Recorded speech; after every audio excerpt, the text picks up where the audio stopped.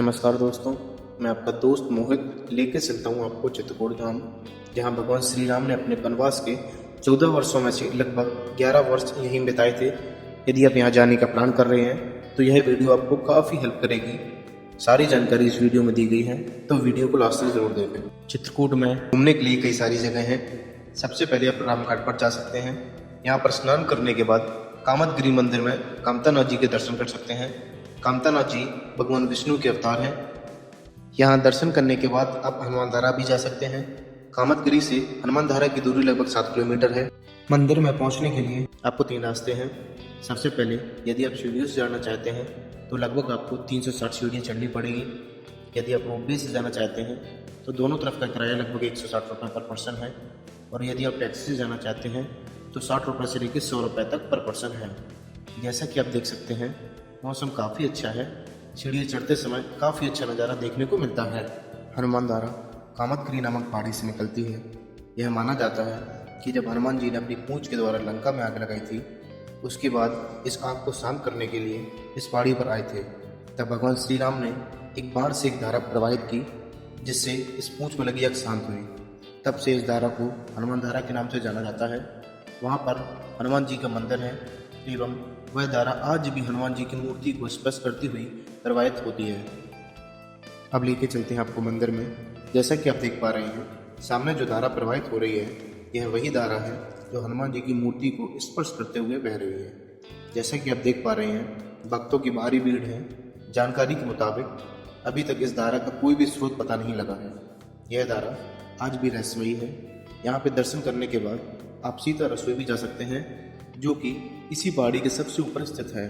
हनुमान मंदिर के बगल से ऊपर की ओर सीढ़ी जाती है जो सीता रसोई तक पहुंचती है।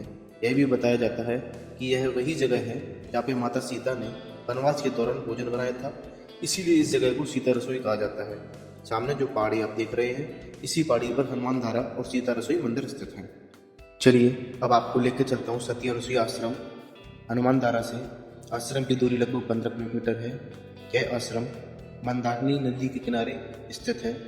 यह भी कहा जाता है कि यहीं पर महर्षि अत्रि और माता अनुसुईया का आश्रम भी था। यहीं पर माता अनुसुईया ने अपनी तपोबल के बल पर त्रिदेव ब्रह्मा, विष्णु, महेश को बाल रूप में प्रकट होने पर विवश कर दिया था।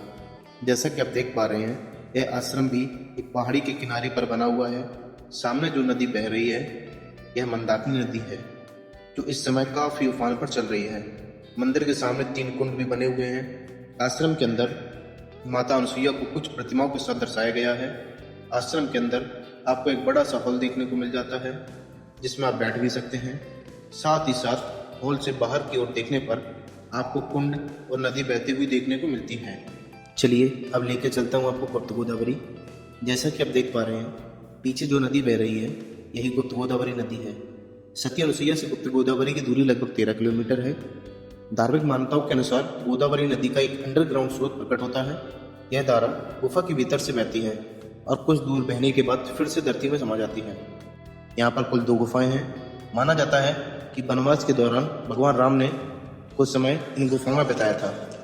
चलिए अब लेकर चलता हूँ आपको पहली गुफा में। जैसा कि आप देख पा रहे हैं, गुफा के अंदर पानी की छोटी छोटी बूंदें गिरती हैं। सामने भगवान श्री राम का दरबार है। गुफा के अंदर काफ़ी ज़्यादा पानी भरा हुआ है। बारिश के कारण पानी का स्तर धीरे धीरे बढ़ता जा रहा था। मंदिर प्रशासन के द्वारा गुफा को कुछ समय के लिए बंद किया जा रहा था। अब बात करते हैं दूसरी गुफा की।